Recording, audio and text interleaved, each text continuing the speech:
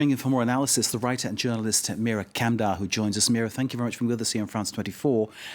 Do you feel that this law, this new law, could become the a weak spot for Narendra Modi?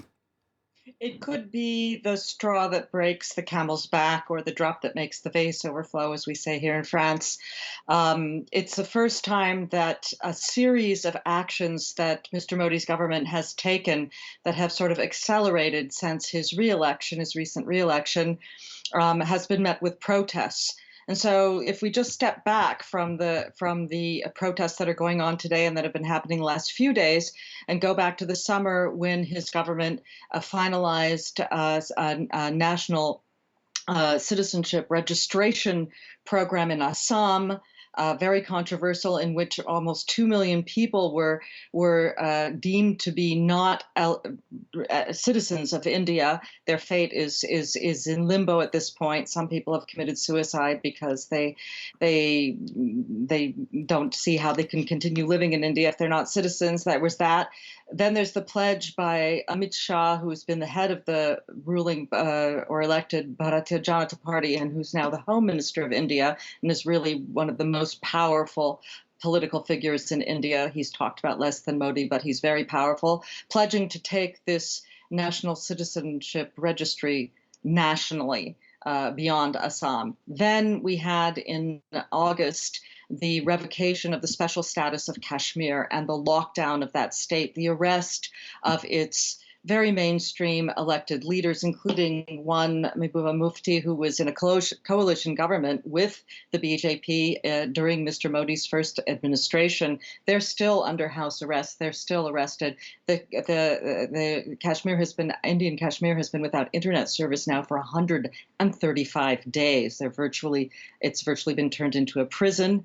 Then you had last week the passage in both houses of Parliament in India of this citizenship amendment bill, which offers Indian citizenship to refugees from neighboring countries who are of every religion you can think of except Muslim. And this all kind of added up to people, especially India's Muslims, but not only, also people concerned about the secular nature of the Republic of India being turned into a Hindu nationalist state, saying, whoa, this is getting out of hand, and people have started hitting the streets.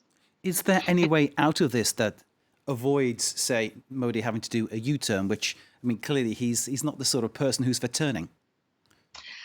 He's not the sort of person who's going to U-turn, and he's got a whole organization behind him, which is not just his formal political party, the Bharatiya Janata Party, the elected party, but the Bharatiya Janata Party is part of the Rashtriya Swayamsevak, the RSS, which is a radical Hindu nationalist group that is directly inspired by the Nazis. They wear khaki shorts, they do a salute, and Mr. Modi grew up from the age of, from being a young boy in this culture, and there has been a carefully built, broadening sort of establishment of the power of the RSS at local levels across the country. So he's got all of that behind him.